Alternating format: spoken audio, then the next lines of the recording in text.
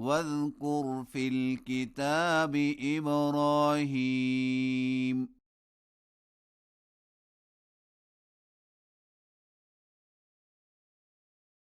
إنه كان صديقا نبيا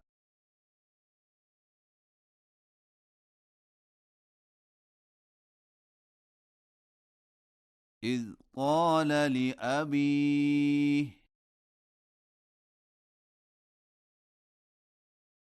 يا أبت لم تعبد ما لا يسمع ولا يبصر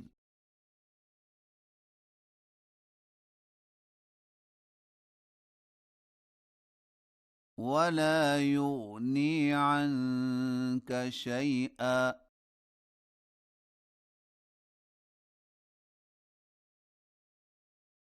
يا أبت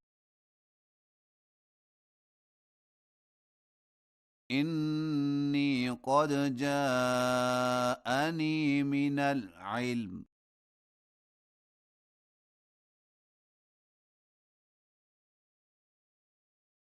ما لم يأتك فاتبعني أهدك صراطا سويا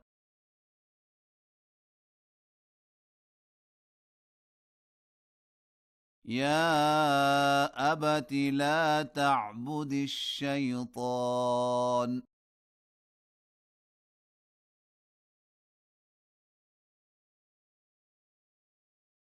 إن الشيطان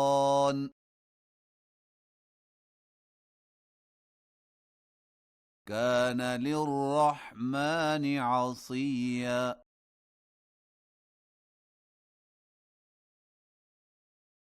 يا أبت إني أخاف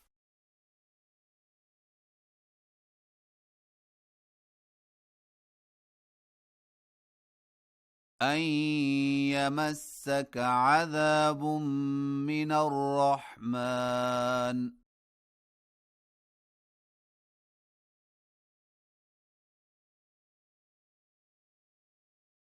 فتكون للشيطان وليا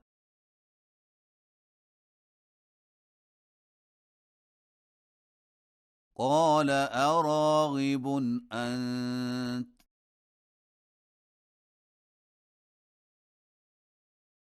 عن آلهتي يا إبراهيم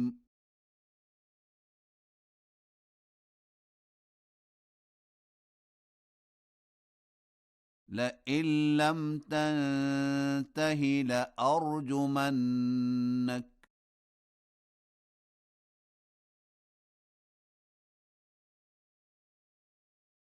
واهجرني مليا قال سلام عليك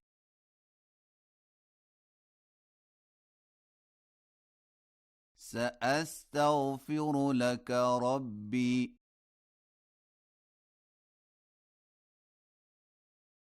إنه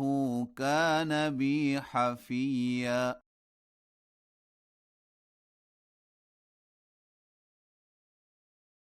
وأعتزلكم وما تدعون من دون الله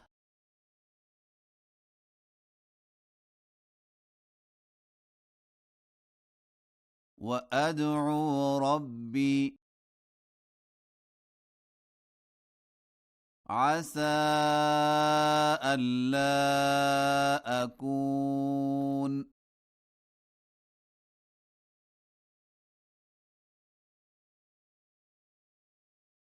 بدعاء ربي شقيا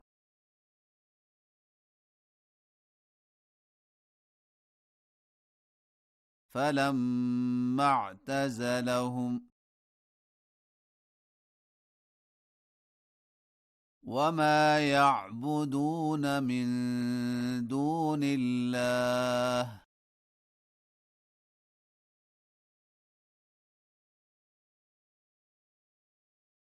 وهبنا له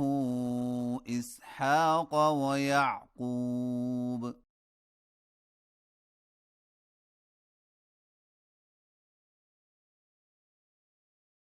وكلا جعلنا نبيا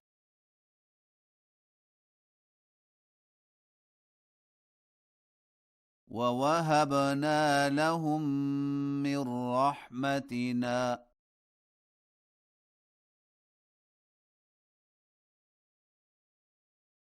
وجعلنا لهم لسان صدق عليا